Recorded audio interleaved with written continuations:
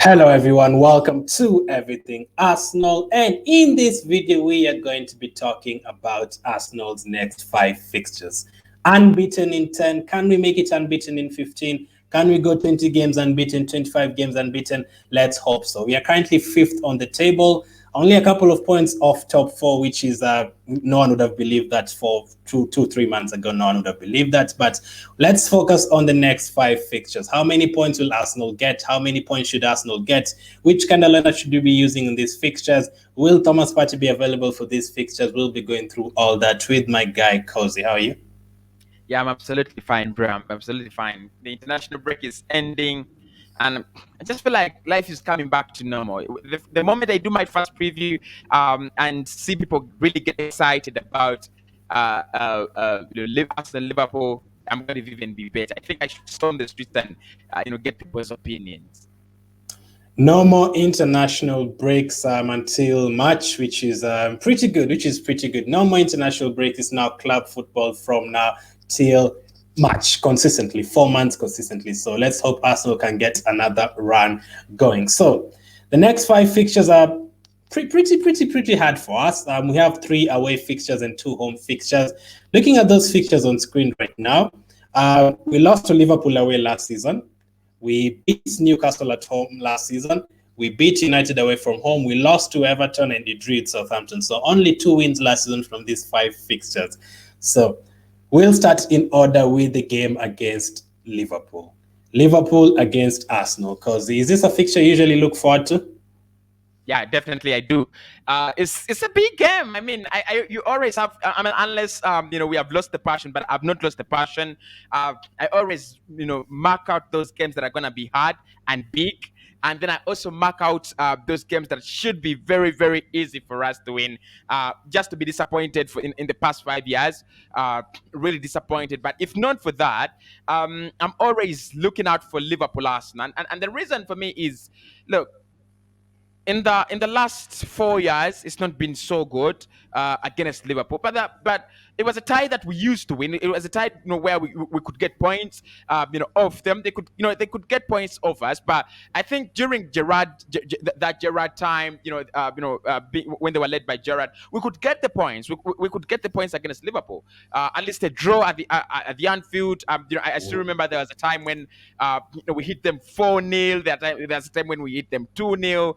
That was at the Emirates Stadium. But it's a fixture I look out for, and these days I do look out for that fixture so much because I know it's one of the games that we need to get out of the way to make our path clear to wherever we are going. And it's coming at a very very bad time at the moment because look, we are on that good run. Give us some 3 more games that give us Watford again, Norwich again. Bring back maybe Brighton, and then bring Liverpool after we have collected enough points. But look, it's a game that I really look out for, and I know many Arsenal fans look out for that game as well.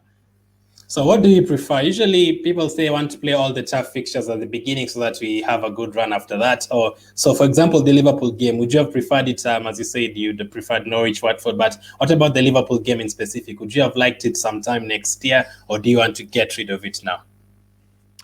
Look, absolutely.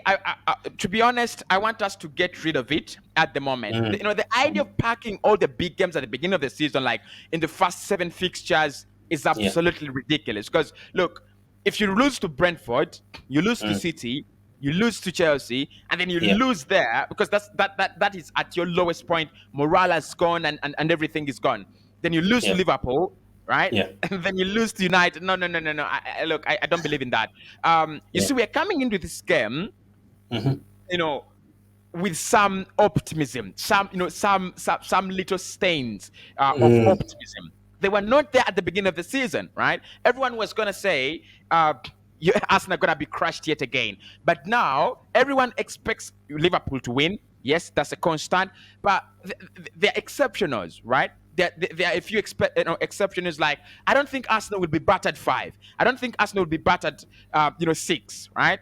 The most Arsenal Liverpool can do is 3. That's the worst of 4, right? They can do. And we are looking at Liverpool, a Liverpool that could miss money, a Liverpool that could miss maybe Jordan Henderson and Keita, a Liverpool Firmino. that has 1 point out of the last 6, right? So and that's the beauty with with moving inside the season.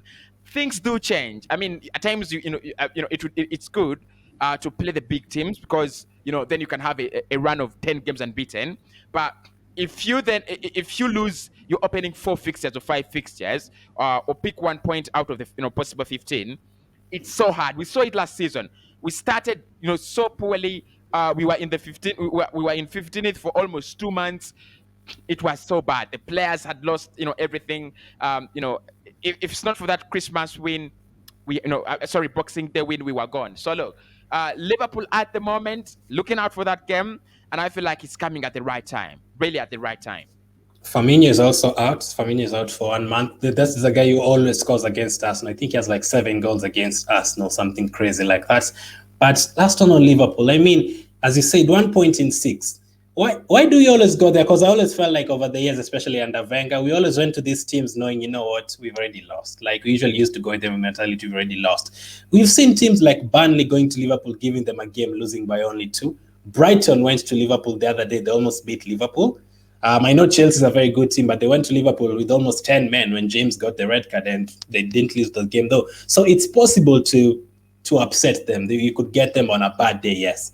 But it's very, very rare. But we'll come to the expectations from this game later on, obviously, when you talk about the predictions for the games and how many points you should get. But next, let's take a look at the fixture that will follow Liverpool. So as you can see, the time between the games is not big at all. 7 days between Liverpool and Newcastle, and then we'll have, I think, 3 days between United and Newcastle, and then 4 between Everton and United, 2 away games in a row, and then another 5 between Everton and Southampton. And after that, we'll still have Leeds, West Ham, Sunderland in the next, I think, 10 days after that. So the fixtures are piled up. So in these fixtures, Cozy, as you can see, Newcastle, United, Everton, Southampton. The next question was going to be, if you're playing a team like Newcastle, would you want to face United 3 days later, or would you prefer that game to be 1 week later? Do you think playing it 3 days later would actually make us tired? I feel like look, it's becoming a little bit different because many of our players are now getting more and more involved, with international duty or in international duty. Look at Ramsdale; he's been out with England. The same with Smith Rowe and Saka. Then you have Odegaard for Norway, Gabriel for Brazil, Kolasinac, who got a nasty injury, by the way, I think with Bosnia. And then, I think, and then Aubameyang, right? Partey could have gone as well if you were not injured. I think I don't know if Lokonga went with Belgium, but look, He did. He did. Yeah. Right. So look, now those 9 players that have gone out for the international break, they're coming back, with all this flight fatigue and everything like that. They're coming back and they have really had hectic games. For example, Ghana, if Partey was involved, it was a do or die with South Africa. It was a do or die. So they've had some hectic games. They're coming back, flight fatigue, things like that. And they have to go through intensive training preparation for Liverpool, right? So there's gonna be absolute, there's gonna be burnout there. And then after that, you go to, you play Newcastle. I don't think they are a really scary side, but when teams get new managers, things really can turn around surprising. So let's go to that fixture. Arsenal, Newcastle. A fixture we always win, to be fair. Last season we did the double over them. As you said, new manager, we'd have preferred facing them during the Steve Bruce days, obviously, not during the Eddie Howe. But do you think the bounce will be immediate for them? They'll give us a good game. I think. Look, I'm gonna quote one of my best content creators on this James Harcourt, who says the manager they've got now in Eddie Howe or Eddie Howe, whichever way person wants to put it, is a very, very intelligent manager and a very hardworking manager. Actually, if you have a very good memory, Eddie Howe was linked with Arsenal when as one of the potential successors of Arsene Wenger then, if people still do remember. And that is how good he was. That was the level. at which he was. Yes, he's been out of a job, for quite some time, and he didn't really do well with Burnley. The last time, I think that's the last job he took on, but we saw what he did with Bournemouth. He's really, really a very, very good manager. And a couple of his players actually have been signed have signed up with Newcastle, around 3 or 4 players. So it's not going to be easy, despite the fact that it might not be a quick turnaround. Newcastle themselves, there is some quality in that side. It's not. I don't feel like it's a Norwich side. I don't. I don't. It's not a Norwich side. You're going to battle the likes of Maximin. Joe Willock. Is also there in that team. Probably and a couple of other players. I think there is. He will have a starting stone.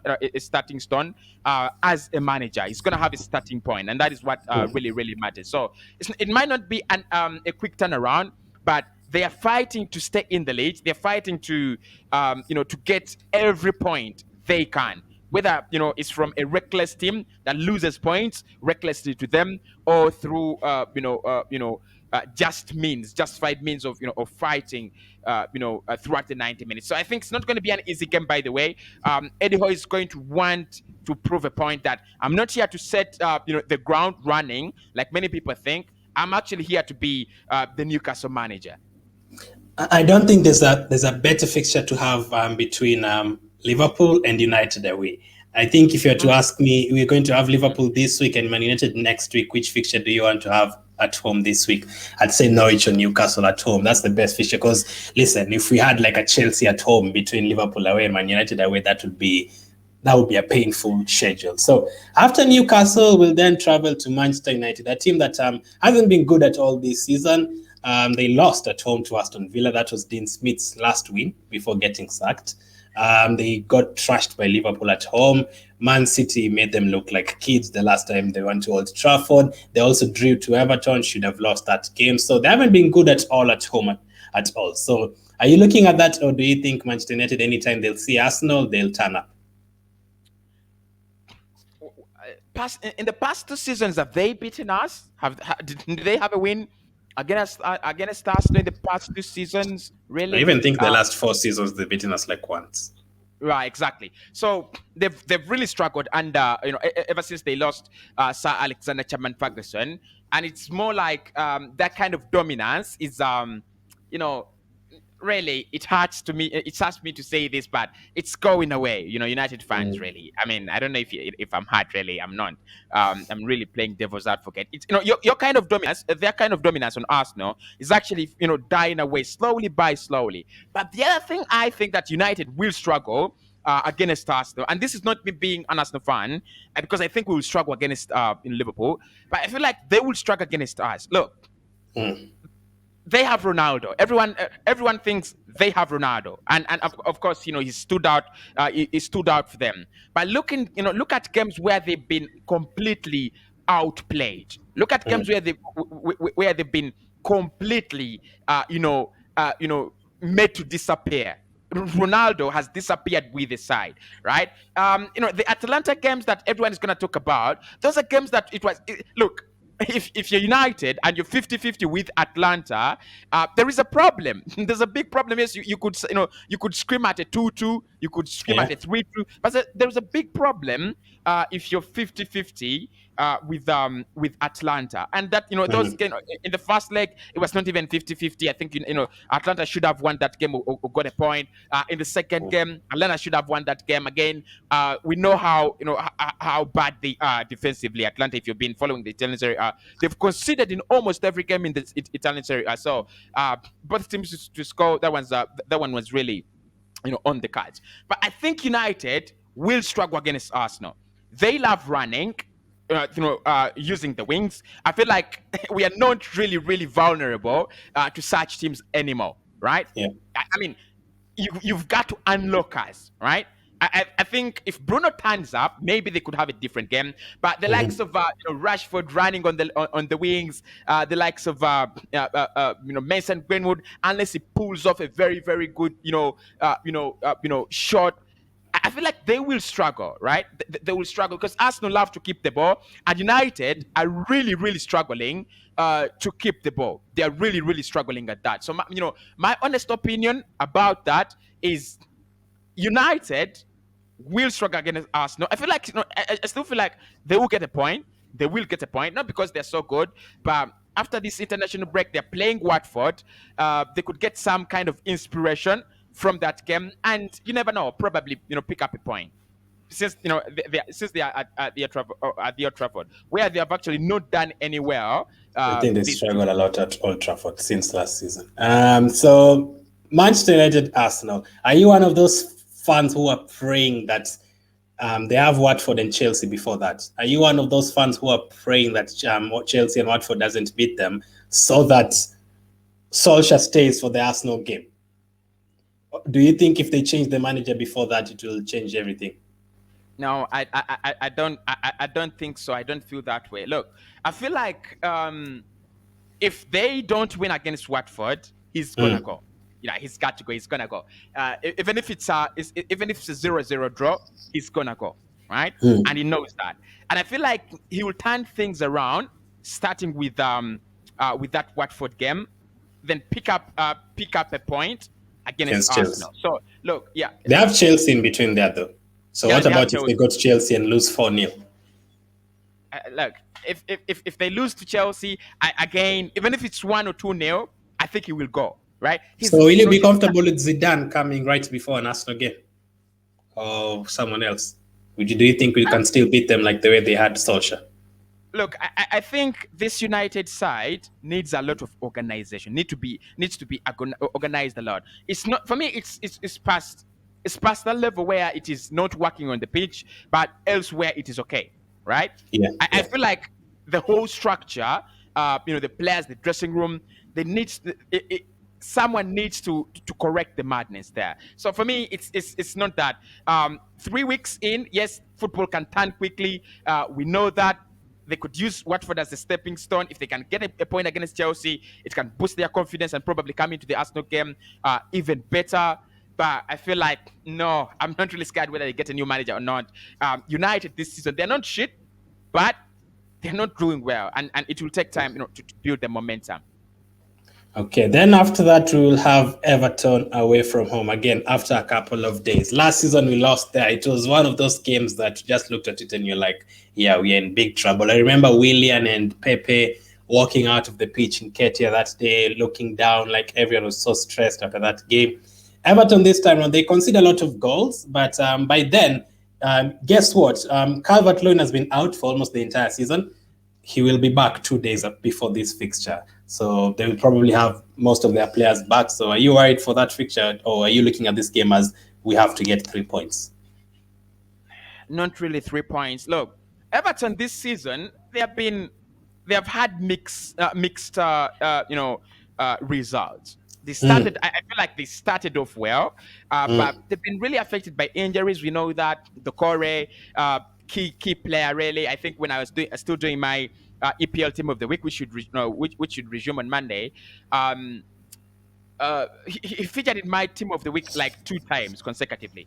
Richarlison, we all know what he means for them. Calvert-Lewin is their main source of goals. Rondon is an absolute abysmal. I'm an Everton fan, I would be really screaming Rondon out. So yeah, if they get all their players back, if they can, harness and walk away out of the injuries, I feel like they're a decent side, very very decent side.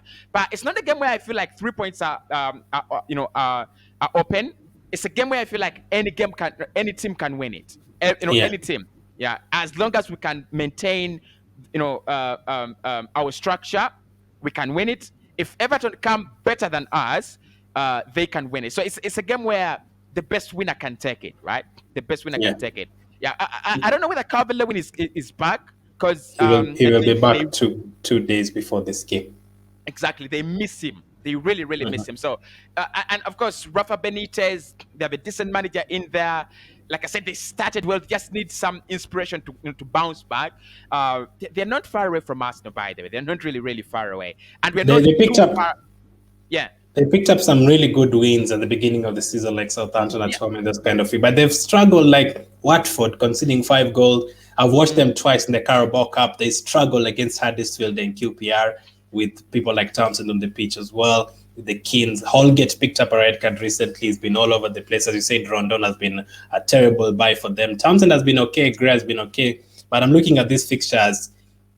We have to get 3 points because of the fixtures we have there. Like Liverpool United, we have to get 3 points there. That's the point. And I think I'm gonna promise this to everyone. I'm not going to shout anything like Mikel Arteta out or scream at any player until January, because games are gonna be coming in thick and fast. You look at those hard games that are piled together, and you look at and you're asking which one should be 3 points, which one should be a point. But I think I still feel like if we are better than them, we will win it, because they concede and we barely concede. So if we can keep that cleanliness, don't concede too much, at least concede only once in that game and try to score twice. It's a game that we can, those they're called nicks, like a game that you just nick away. Nick it. So I think I feel like we can nick it.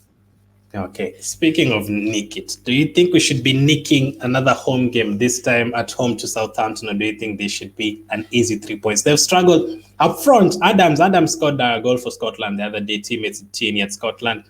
Armstrong, both of them, they've been scoring a couple of goals here and there. At the back, Liverpool's been good, but in fact, Southampton, they drew away at City. They also gave Chelsea a really, really hard game until Ward-Prowse picked up a red card. They also drew with Man United already this season. So how are you looking at this game? Last season, they drew with us there at Emirates. Never an easy fixture ever since Southampton were promoted from relegation. Never an easy fixture. Never an easy fixture. And the good thing you pointed out, some of the good performances they're having. I think Ward-Prowse has not really been the Ward-Prowse he's been for the last 2 seasons, but still very, very very, very key in their game. But Livramento and Kyle Walker-Peters, they've been really, really exceptional for them. They're flying. But look, we've been playing as a left wing back. Yeah, exactly. Kyle Walker-Peters. One thing I'm going to love about these fixtures is these teams are not going to treat us like Chelsea or City or Liverpool. They're not they're not going to give us much of respect. I don't think we are going to play. We're going to face a low block against Southampton or Everton. No, I don't feel like that. So it's going to be, how can we devise means of being better than them? Because at the moment they're looking at us as a team almost on the same level. Right? Almost on the same level as well as them. So I just feel like if we can surprise them, the surprise element, right? Just make them feel like, oh, we didn't know they were this good. Maybe we underestimated them. So it's not going to be a game of Arsenal bringing it on to Southampton, because Southampton is playing a low block. I don't feel like they have enough firepower to threaten us, into going into a low block or playing a back 5 or a back 3. No, I feel like it's gonna be an open game, end to end, just like the Everton game, end to end game. Winner takes it. Winner takes it all. But 3 points. This should be 3 points. Not because they are easy, but they've struggled with scoring, and I expect any team now to struggle with scoring against Arsenal. So if we can keep them at arm's distance from our goal, nick one goal in. Probably get a lucky second one. Keep a clean. I feel like it's a game we can even keep a clean sheet. They should have beaten Manchester City in that game. I feel like that penalty, that Kyle Walker penalty. I mean, that is a penalty, isn't it? But because for me, Kyle Walker is not even he's not going for the ball. He's not anywhere close to the ball. I'm like, what decision is this? But anyway, lucky City to move away with the point. But Arsenal, make it hard for them to to penetrate the defense, get a goal, and make them work so hard. We can get 3 points in that one. Okay, so because here we have Liverpool away, Southampton at home, Newcastle at home, Manchester United away, Everton away. So just a short answer. So for me, I wanted to ask you, if you had to change one fixture from home to away and the other from away to home, for me, this is what I'd do. I'd have this Liverpool game at home, and then I'd be happy to sacrifice the Newcastle one to be away. So if you had to change one of these fixtures, what would you do with this one? Which one would you rather have at home? Between United, Everton, and Liverpool, which one would you have at home? I think I would invite. I think I would invite um, United at home. United, and Yeah, then which one yeah. would you be willing to sacrifice to play away, Southampton or Newcastle? I would go to. I would go away to Newcastle. To Newcastle. So you Yeah, don't want Manchester United at home and then go away to Newcastle. because Okay. at this point, yes, they've been good Yeah. by the way away. If anyone has noticed, their away record has really been good for some really for some long time. I think it is Leicester City who broke it. Yeah, Yeah. They had they gone had like 30. yeah They have the longest away record in Premier League history now. They beat Arsenal. Yeah. yeah exactly. But And at the like point, 20 of those games were lucky. I mean, United yeah. have been such a funny team. But you have also seen that we are improving our record at home this season. Mm. Yeah, absolutely. So bring United home.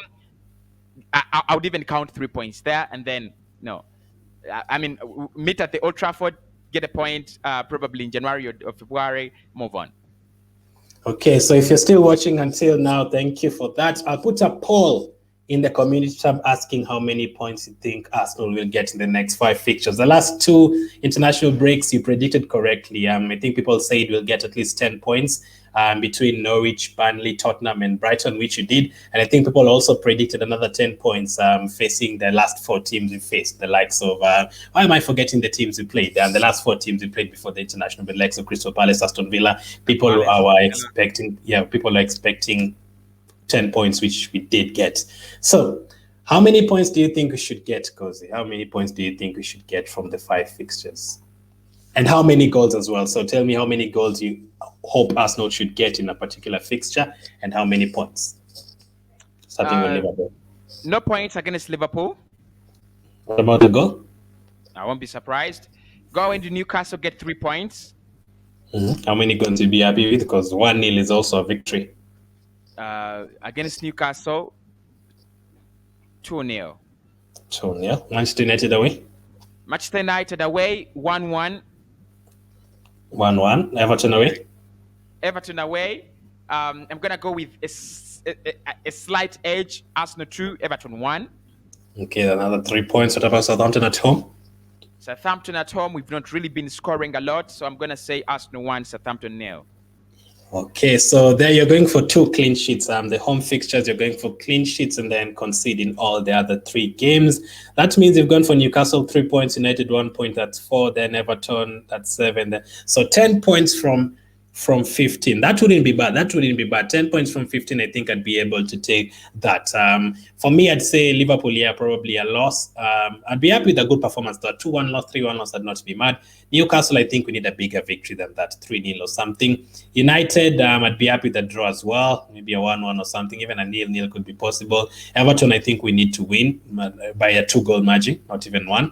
And Southampton as well by a 2-goal margin, because the fixtures after this also get harder. West Ham, those kind of teams are not easy at all. So 10 points for me as well. We're expecting a loss against Liverpool. We'd be happy with the loss against Liverpool, but it's a good performance. And then we're also saying Man United draw. So 10 points, but preferred lineup, because how would you approach these games in terms of lineup? Would you go for the same lineup for all the 5 games within 2 weeks? Or how would you rotate? Which players would you like to see rested here and there? Which players would you try and take care of the most? Yeah, I think Liverpool game. We've already, we've all agreed it should be a back 5 to give them, maximum attention and also the respect they deserve. So go for a back 5. Bring in Tierney in a back 3, or you drop Lacazette.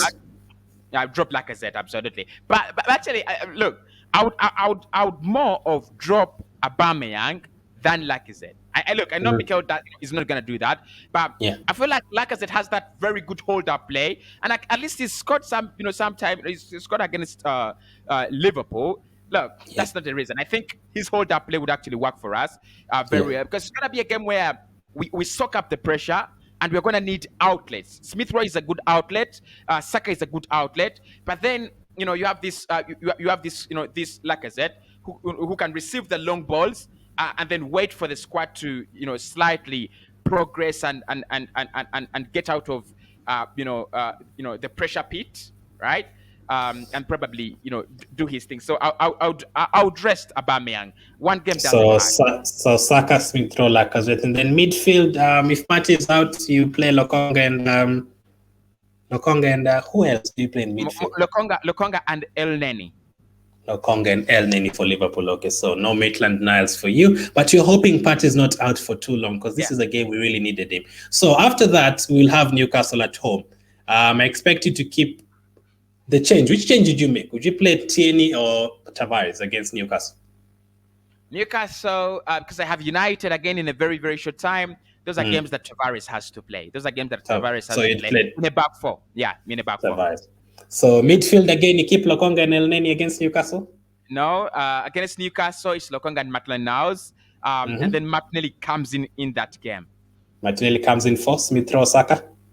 I'll play Martinelli, Odegaard, and then Saka. Saka, so you rest Smith Rowe, and then Aubameyang comes in again for that one? Yeah, Aubameyang. So no Lacazette in that one. And then after that, we'll have United away. Do you also play a back five? United, no, I'm not playing a back five at United. And look, I'll say that during my previews. Do check them out, everyone. I will say that not a back five against United. We are playing a back four. Yes, they do struggle with the highly defensive units, but I don't feel like we need an extra layer of security against United. Unless I'm wrong. Look, I could be wrong, but I don't feel like we need an extra layer of security, despite the fact that they have Rashi and CR7. I feel like play back four. Tierney again. Tierney comes in for Tavares. Yeah, Tierney, definitely Tierney. Midfield is the question I have for you. Left back and midfield is down. That is very interesting. What about midfield? Tierney comes back. Lokonga keeps his spot.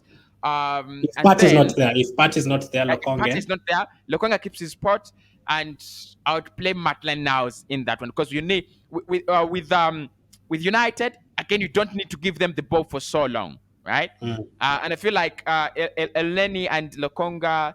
I don't feel like you need to bust the midfield. You need to threaten them. Look, I just feel like Maitland-Niles has that kind of progressiveness, and he also covers for the left, for the left back very well. So Niles and Lokonga. and Lokonga.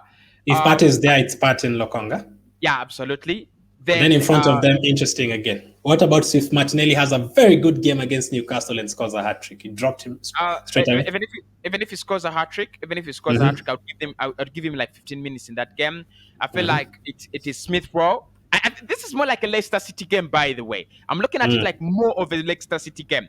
A game where they will have their moments, a game where we'll have our moments. But we'll have our moments basically because we are able to create them. And they all have their moments because basically they'll be able to create them, just like Leicester City did. So we have to take advantage of opportunities. Yeah, Lacazette, ESR, Saka, and Aubameyang. Okay, then we go to Everton a couple of days later. Hopefully, we are obviously assuming you have no injuries anywhere here. So we'll have Everton next. What do you do in the Everton game? Do you start Martinelli again, Tavares and Tierney? Do you rotate them again? No, keep the same lineup against United. You keep the same lineup again. So over here, those games are really not far away from. They are not far away in terms of difference from each other. They are more like similar to the Leicester City game. So there's a couple of questions I have for you. The first one is: you've played Lokonga in all the 4 games. Do you trust him that much? Look, it's not like trusting him, but I've already said that if I'm looking for someone who has mastered his role at Arsenal, I'm going to go with Aubameyang as a striker, and I'm going to go with Lokonga in that 6. Look, there is no way he can play, and no one plays that role better than him at Arsenal. I said that in the summer before he came in, and I'm still saying it. I said it in the preseason, and I'm still saying it, in the season inside. No one plays 6 as Albert Sam Lokonga at Arsenal. No one. So these are crucial games. I look, in January, I would maybe consider, I don't know, because January again you have City. But look, no, and Tottenham. I'm not City and Tottenham. It's not like trusting him. He's a young player. He needs to rest. But again, this is the Premier League. This is what he signed up for. I would play him. Maybe what I would do is probably against Southampton, play him for 60 minutes, bring him off, Against Everton, play him for 70 minutes, bring him out. That's the luxury I can Yeah. afford, but not him starting, not starting him. So far you've played Lokonga every game. I don't have a problem with Ramsdale, Tomiyasu, Ben White, and Gabriel playing every single game. But then you go to Southampton. You've kept the same lineup again between Manchester United and Everton as well. So Saka's also played every single game for you. Are you not worried about Saka fatigue by now? Yeah, I By the am, times. and I was since the Euros. I was since the Mm. Euros because I thought, well, you could go in the Euro. At first, I thought he was not going to go to the Euros. I thought like Yeah. there are more players with more credit in the bank. Surprisingly, he went for the Euros. Then I thought, okay, he's not going to play, as much time. Surprisingly, he did, and he was influential there. So I'm really concerned with this game time. But one thing I'm gonna say is I think December we need all our players to be there, right? To Yeah, play yeah, all every of them. minute. Even Yeah, Xhaka, all of them. We yeah, need them fit.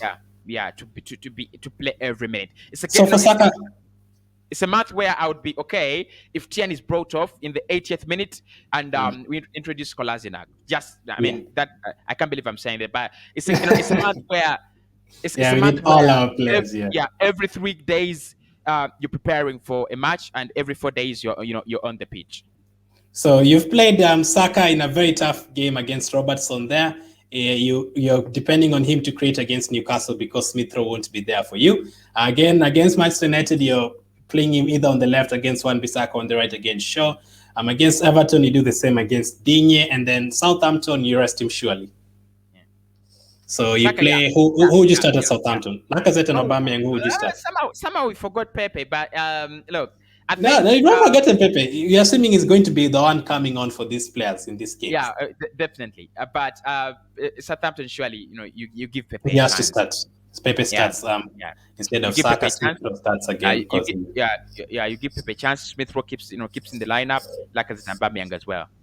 if that is possible to keep all those players fit during that period, that would be very, very Yeah. awesome. That would be very Obviously, awesome. obviously, we know that players like Ben White have played 38 games in a season in a campaign so far, Yeah. and 40 games in a campaign so far. So it really doesn't hurt for a player to play 38 games. We know that. What would you do with the striking situation against Southampton? Start like Lacazette and Aubameyang and both of them, like you did against Man United and Everton, or one of them? Yes, and I'll start both of them. I think Okay, so Southampton are not that easy to to break down. They've got that kind of discipline. Like I said, most of their problems are, do come when it comes to scoring goals.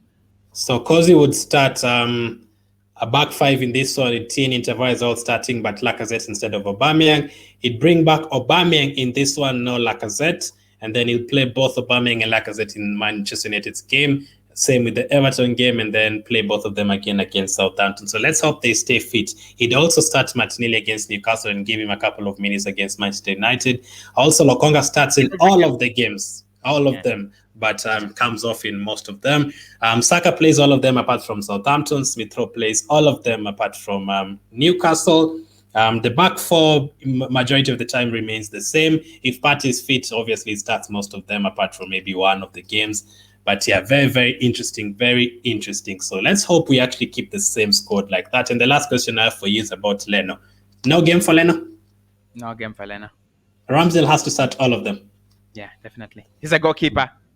He doesn't get tired. He doesn't get tired. So that is very interesting. So I will cover this more, obviously, on Kez's channel as well. I appreciate you guys watching. Let us know in the comment section, how many points do you prefer? How would you rotate the lineup in these fixtures? Thank you for watching. Keep staying safe, and I'll catch up with you guys on the next one.